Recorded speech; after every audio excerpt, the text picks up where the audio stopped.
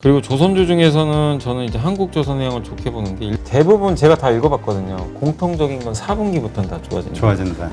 제가 말씀드린 요인들은 다 일시적입니다. 그래서 난 장기 투자하겠다. 그럼 무시하고 그냥 가져가세요. 상관없습니다.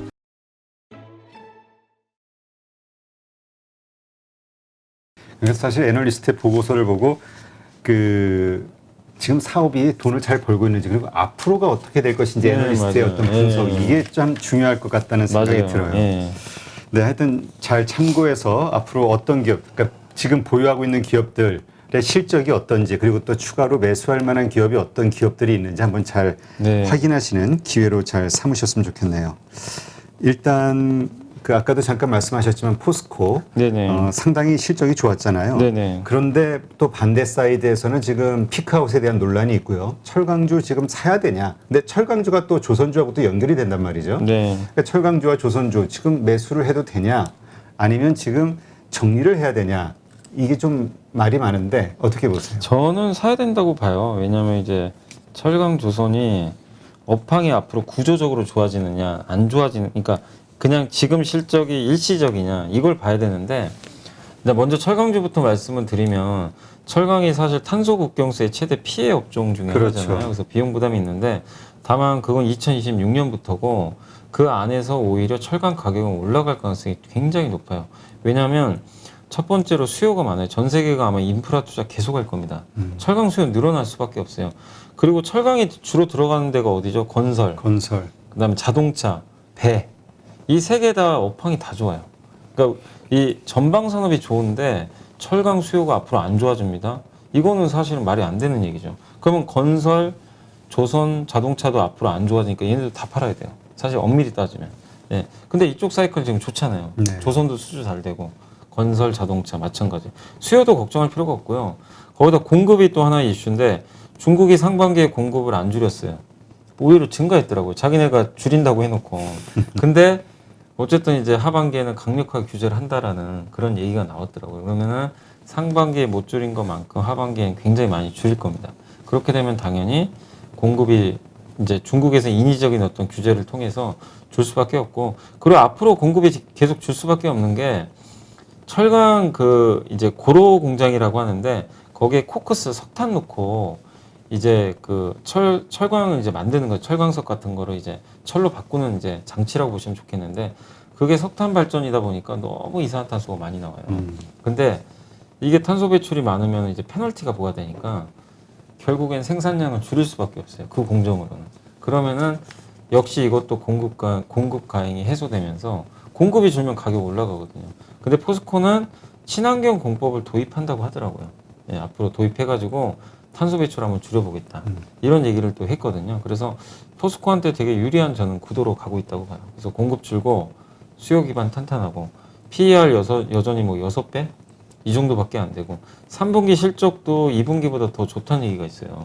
피크아웃이 아닌 거예요. 그러니까 많은 사람들이 2분기가 피크아웃이다 이랬는데 그게 아닌 거죠.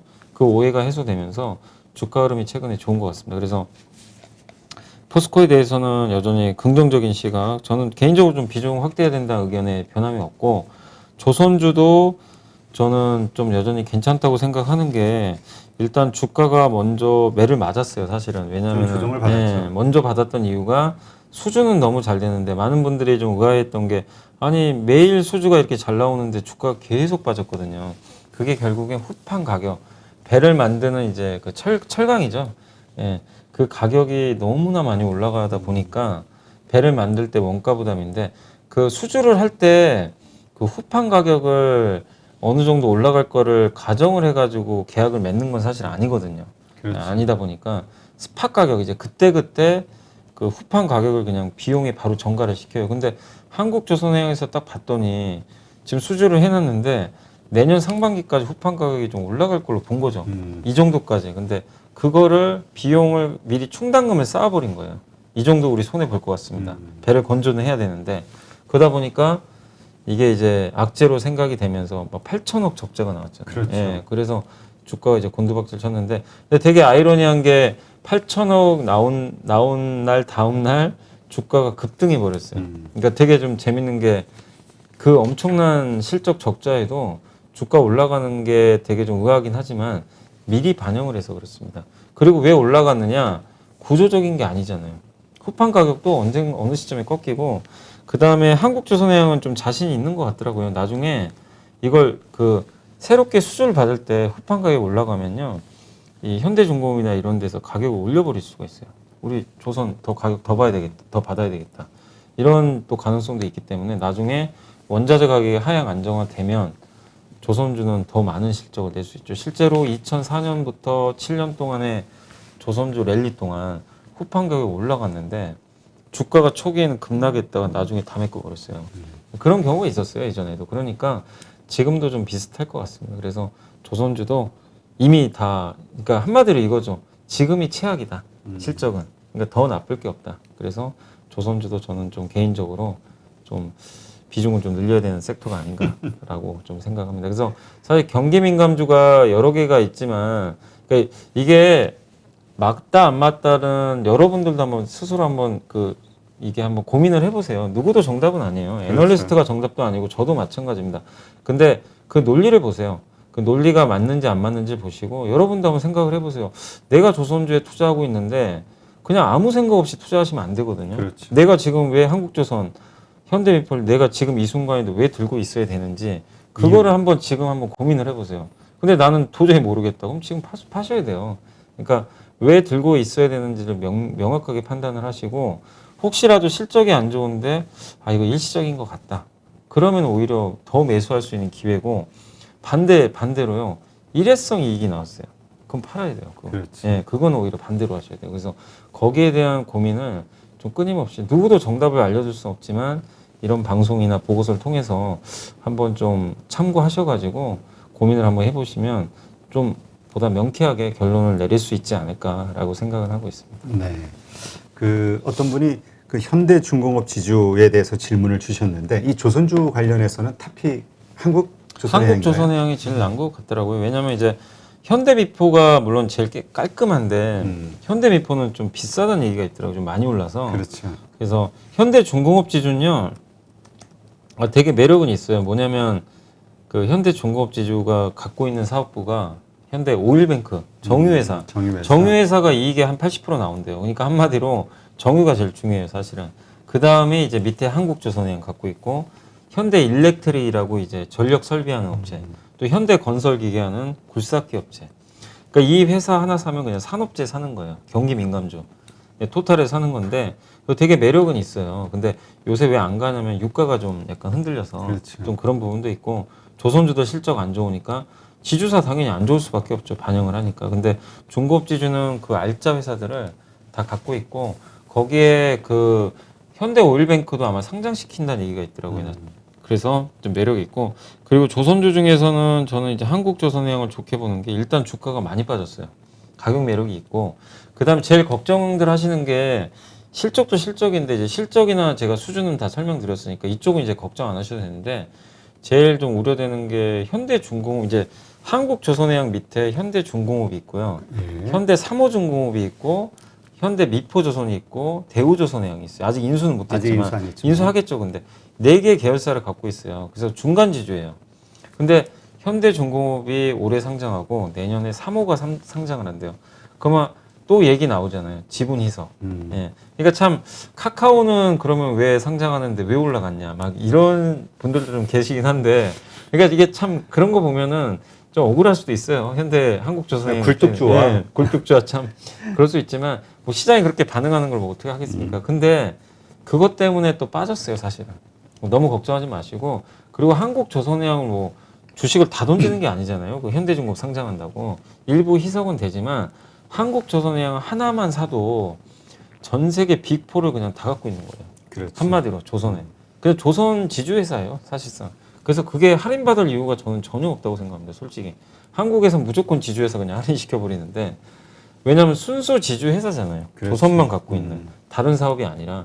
그래서 오히려 그런 뭐 오해나 이런 것 때문에 지금 주가도 많이 빠져 있으니까 한국조선해양 저는 하나만 해도 조선주 충분하다. 다만 지금 조선주를 투자하신 분들은 앞으로 가장 이제 그 사이클이 좋을 만한 게 2023년, 24년도를 많이들 예상을 하시더라고요. 예. 그때까지는 한번 보고 투자하시면 좋을 것 같아요. 그러니까 올해만 하고 투자하는 것보다는 23년까지도 한번 흐름을 계속 면밀히 체크하시면서 장기 투자 마인드로 한번 해보시면 좀 좋은 성과가 나올 수 있는 섹터라고 생각을 하고 있습니다. 네, 알겠습니다. 아까도 잠깐 우리 언급했지만 현대모비스 네. 이번에 뭐 실적이 좀 안 좋아서 지금 주가가 아까 방송 시작 전에 보니까 거의 한 3% 가까이 네. 2.5% 5% 정도 빠지고 있던데요. 근데 이것도 똑같아요. 그러니까 지금 파는 쪽은 기관이라고 보시면 좋을 것 같고 기관 투자들은요. 그 펀드 매니저도 아시겠지만 당장 시간이 좀 걸릴 것 같으면 정리해버려요. 정리하고 뭘 사느냐. 그 대안주로 교체해버려요. 그래서 대표적인 게 기아 같은 걸로 아마 교체할 가능성이 되게 높아요. 그래서 오늘 완성차는 안 빠지는데 근데 저는 현대모비스도 좀 말씀드리고 싶은 게 지금 이번에 실적 발표한 내용을 한번 봐보세요. 실적 발표에서 구조적인 문제는 별로 없더라고요. 뭐냐면 제일 첫 번째 문제가 뭐였냐면 운송비가 너무 많이 나왔대요. 그러니까 해운하고 항공에다가 부품을 실어다가 수출도 하고 또 조립을 하기 위해서 이렇게 실어서 가져와서 조립을 하는데 그 비용이 운송비가 너무 많이 들어간 거죠. 2분기에 운임지수가 너무 올랐잖아요. 근데 이게 3분기도 조금 이어지고 있어요, 지금. 그러니까 당연히 실적이 3분기도 좀 여전히 안 좋을 가능성이 분명히 있습니다. 근데 애널리스트 보고서들 다 공통적인 게 4분기부터는 개선이 될 거래요. 그러니까 이거는 일시적이라는 거죠, 운임은. 그래서 이게 운임지수 상승이 앞으로 구조적으로 내년, 내후년까지 너무 계속 이어질 거라고 본다면 모비스도 진짜 매력이 없을 수밖에 없는데 그건 아니라는 겁니다. 그렇게 본다면 오히려 지금은 기회가 될 수 있는 거고 그 다음에 두 번째가 뭐냐면 이 회사가 그 eGMP 플랫폼을 만들잖아요. 그렇죠. 거기에 헤어핀 모터라고 있대요. 구동 모터를 현대모비스가 조립을 해요. 하는데 이번에 좀 약간 공정이 잘못된 건지 모르겠는데 이게 제대로 생산이 안 됐었나 봐요. 물론 이제 공급 차질도 있었지만 근데 그게 6월 말부터 정상적으로 조금씩 개선이 되기 시작했대요. 그럼 3분기부터는 전동화 매출이 늘어나니까 이 역시도 이게 구조적인 문제가 아니라 일시적인 문제일 가능성이 있어요. 실제 매출은 잘 나와요. 그래서 이렇게 보면 현대모비스에 대한 이제 한번 주주분들이 생각을 해보세요. 이 악재가 둘 다 앞으로 계속 이어져서 구조적인 문제가 될 것 같다. 지금이라도 과감하게 정리하시고 교체하는 게 맞는 거고 그게 아니라 저처럼 일시적으로 생각을 하시면 오히려 저는 더 사야 된다고 생각을 그렇죠. 하거든요. 예. 싸게 살 수 있는 예, 거니까. 기관들 수급 때문에 지금 빠지는 거예요. 근데 저는 일회성으로 보고 있거든요. 그리고 PER도 낮아졌고 그리고 분명한 거는 대부분 제가 다 읽어봤거든요. 공통적인 건 4분기부터는 다 좋아진다. 좋아진다. 예, 그러면 4분기면 9월경 정도 되면요. 3분기 실적에 대한 얘기들이 나와요. 그럼 그때부터는 또 4분기 실적에 대한 것도 또 어느 정도 예측이 가능하니까 제가 봤을 때는 8월까지는 조금 왔다 갔다 하다가 9월부터 좀 개선되는 모습이 나오면 주가 오를 수 있기 때문에 지금 27만 원 초반대에선 좀 정리하는 것보다는 좀 계속 가져가는 게 맞지 않나 이렇게 저는 좀 생각을 하고 있습니다. 네. 자, 오늘 현대 관련된 기업들이 많네요. 네. 현대건설도 질문을 주셨는데 네. 계속 좀 빠지고 있나 봐요, 건설. 그러니까 이것도 어쩔 수가 없어요. 왜냐하면 현대건설도 지난주 금요일 날 그러니까 이게 LG생활건강하고 좀 비슷한 케이스인 게 그 모비스 같은 건 사실 별로 오른 게 없었어요. 예, 그래서 어차피 바닥이라서 크게 뭐 그런 건 아닌데 현대건설의 그 가장 큰 제가 봤을 때 악재는 많이 올랐어요. 주가가 제가 이렇게 월봉 보니까 10월 30일부터 저점 찍고요. 계속 꾸준히 올랐어요. 그래서 주가가 그때가 3만 원이었는데 6만 원 갔거든요. 대형주가 2배 올랐어요. 사실 건설주 무거운데 그러다 보니까 6만 원에 대한 이제 가격 저항도 있었고 근데 이렇게 2배 올랐으면 주가 2배 올랐으면 뭔가 이 사람들이 눈높이가 이만큼 가 있거든요. 그렇죠, 실적이. 네, 잘 나와야 돼. 잘 나와도 요새 보셨잖아요. 잘 나와도 주가 빠져버려요, 막. 근데 눈높이에 못 맞춘 거예요. 근데 눈높이에 못 맞췄던 이유를 찾아보니까 너무 염려할 필요는 솔직히 없어요. 왜냐?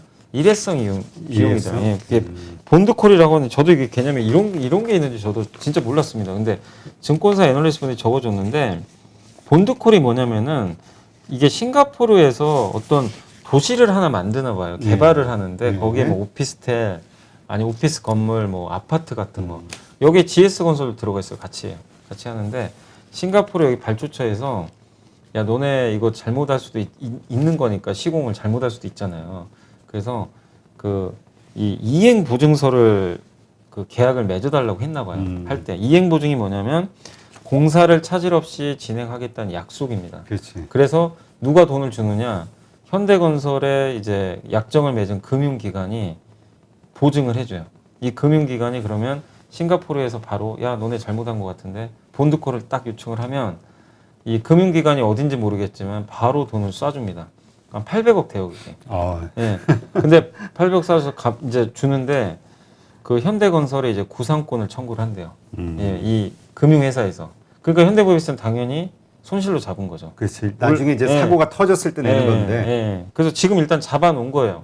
근데 이게 논란이 되게 많았나 봐요. 막 그 지금 만든 지 꽤 됐어요. 벌써 준공 다 끝나서 입주까지 했대요. 2017년에 했는데도 이게 이제 그 하자 보수까지 다 끝날 때까지 할 수가 있나 봐요. 그러다 보니까 뭐 별 트집을 잡았는지 제가 그것까지는 모르겠는데 정확한 내용은 안 나왔는데 그 전부터 막 설계 변경해달라 막 좀 얘기가 있었나 봐요.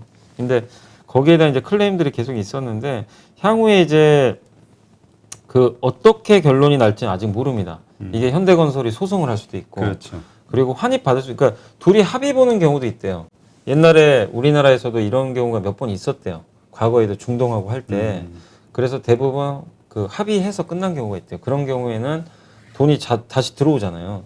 환입되는 경우도 있기 때문에. 그래서 지금은 가장 안 좋은 시나리오 일단 반영은 했으니까 너무 염려하실 필요는 없다. 다만 예상치 못한 이슈가 터진 거잖아요. 그렇죠. 왜냐하면 아까 제가 현대모비스는요 운임지수 올라가는 거라든가 헤어모터 이게 그 구동 그게 잘 안 된 거는 벌써 2달 전부터 계속 알려진 내용이었어요. 사실은 새로운 건 아닌데 현대건설은 저도 전혀 몰랐던 내용이거든요. 아무도 몰랐어요. 그렇죠. 그러니까 이제 금요일 날 기관들이 막 던져버리더라고요. 돌발 악재니까. 돌발 악재니까. 근데 이제 반영은 했고 이제 다 알려졌어요. 그래서 너무 염려하지 마시고 좀 기다려보되 주가가 많이 올랐고 좀 기간 조정은 당분간 불가피합니다. 여기서 오른다는 거는 또 쉽지가 않아요. 지금 당분간은. 이런 이슈들이 어쨌든 해결될 때까지 좀 시간은 걸리니까. 그리고 한 가지 악재가 더 있는 게 현대건설 우선주가 그 이번에 유상증자래요. 왜냐하면 상장 폐지당해요. 이대로 가면. 왜냐하면 주식수가 20만 주가 안 돼요. 발행 주식수가 20만 주 이하잖아요. 10월 말에 그냥 상폐시켜 버린다고 이 규정이 바뀌었어요. 그러면 현대건설 우선주는 주식수를 늘려야 되잖아요. 그렇죠. 그래서 유증을 합니다. 2천억짜리. 유증을 하면 상패를 면해요. 그 돈 가지고 풍력 개발이나 이런 거 한다고 하더라고요. 현대건설이. 다만 이게 전체 시총, 그러니까 전체 그 이번에 주식수가 늘어나는 게 전체 시총의 1.79% 정도 된대요. 크진 않네. 네, 크진 않아요. 그래서 큰 악재는 아닌데 문제 심리적으로 또 불안한 거죠. 왜냐하면 주식수가 늘어나는 건 사실이니까. 그래서 이 두 가지가 좀 겹쳐서 적어도 한 달에서 2달 정도의 기간 조정은 불가피하다. 그래서 이것도 똑같아요. 제가 말씀드린 요인들은 다 일시적입니다. 그래서 난 장기 투자하겠다. 그럼 무시하고 그냥 가져가세요. 상관없습니다. 단 올랐기 때문에 쉬는 건 2달 정도 각오하시고 다만 나는 단기적으로 대응을 하고 싶다. 정리하셔야 될 것 같아요. 그건 결정하시는 게 좋을 것 같습니다. 알겠습니다. 그리고 어차피 지금 앞으로도 역시 지지부진한 어떤 횡보가 예상이 한두 달은 되니까. 불가피해요. 왜냐하면 그리고 그동안 주가가 2배 올랐잖아요. 꾸준하게. 그렇죠. 이게 아무리 실적이 잘 나와도요. 못 올라갈 가능성이 높았어요. 주가 미리 올라와 있었기 때문에. 근데 안 좋게 나왔으니까 한두 달 쉬어간다. 근데 이제 3분기 실적 발표를 10월에 할 텐데 3분기에 제가 말씀드린 본드콜 이슈 있잖아요. 요 돌발 악재. 이 이슈가 3분기에 없는 걸로 확실히 나오면 그때는 굉장히 또 탄력적으로 갈 수도 있거든요. 그래서 지금 중장기 투자할 때는 아직은 저는 문제 없다. 이 말씀을 좀 드리고 싶습니다. 네. 그러니까 지금 앞으로 가격 조정보다는 기간 조정이 좀 조정으로 필요하다. 예, 이렇게 약간, 보시는 거고요. 맞습니다. 현대 엔지니어링 상장 이슈와 관련해서는 뭐 미칠 영향은 없을까요? 현대 엔지니어링이 이제 자회사거든요. 현대건설이. 그래서 예전에도 이 현대건설하고 현대엔지니어링 합병얘기도 예전에 몇 번 나왔었어요. 근데 사실은 합병 가능성도 분명히 있어요. 왜냐 겹쳐요, 둘이. 하는 사업도 약간 좀 비슷비슷하기도 하고. 그렇기 때문에 근데 이제 이런 건 있을 수 있겠죠. 현대엔지니어링이 상장을 처음 했을 때는 현대건설이 갖고 있으니까 지분 가치가 이제 그 부각이 되면서 좋을 수 있는데 또 막상 상장을 하면 또 희석이 되니까 그렇지. 또 그게 싫을 수도 있고. 그래서 참 되게 좀 논란이 있을 수도 있는데 다만 저는 현대건설 주가에는 그렇게 큰 영향 안 준다고 생각합니다. 지분율이 뭐 엄청 많은 것도 아니고 사실은. 그렇기 때문에 아주 뭐 막대한 영향을 주는 건 아닌 것 같고 현대 엔지니어링이 상장하는 건요 오히려 현대건설보다는 거기에 주목을 하세요. 드디어 지배구조 전환이 시작되겠구나. 그게 상장에 가셔야 되잖아요. 현대모비스가 굉장히 호재가 될 수 있어요. 왜냐하면 현대모비스가 못 가는 이유 중에 하나는 지배구조 때문에 그 정의성 회장이 지분이 얼마 없기 때문에 오르는 거 별로 안 좋아하거든요. 사실은 어떻게 보면 제가 대주주여도 그럴 것 같아요. 그렇지. 자기가 네. 어차피 사야 되는데. 네. 근데 이건 이제 저의 그냥 추론일 뿐이고 시장에서도 그렇게 얘기들을 많이 해요. 근데 이제 당연히 그런 이슈들이 좀 있었기 때문에 이건 몇 년 전부터 나왔던 얘기예요. 그래서 그 예전에도 기억나실지 모르 2018년도인가요? 그때 당시에도 그 현대모비스를 분할을 해가지고 글로비스랑 합병한다는 얘기가 있었어요. 그래서 그렇죠. 모비스 주주분들이 열받으셔가지고 난리가 난 적이 있어요. 그래서 안 됐는데 그래서 어쨌든 모비스 주가에는 그게 계속 반영이 돼요. 좀 억울하지만 근데 엔지니어링이 만약에 이제 상장이 가셔야 되잖아요. 그러면은 역으로 이제 모비스 주가는 이제 지배 구조가 드디어 바뀌겠구나 조금씩. 그럼 주가가 오히려 탄력적으로 갈 수 있으니까 더 좋을 수도 있습니다. 그래서 현대 엔지니어링이 만약에 상장 이슈가 생기면 지배 구조 전환이 조금씩 시작되는 타이밍이 왔구나. 이렇게 한번 유추를 해보시는 것도 좀 좋을 것 같습니다. 네, 알겠습니다. 궁금한 것도 모르는 것도 많은 주린이 여러분, 생각보다 쉬운 주식 투자 저와 함께 해보시겠습니까? 이베스트 마이넷에서 프라임 서비스를 신청하시면 온라인 방송으로 저희 연불리와 함께 하실 수 있습니다.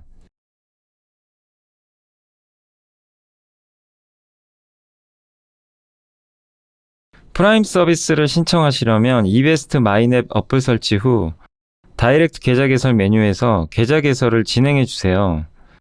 다이렉트 지점 선택은 필수입니다.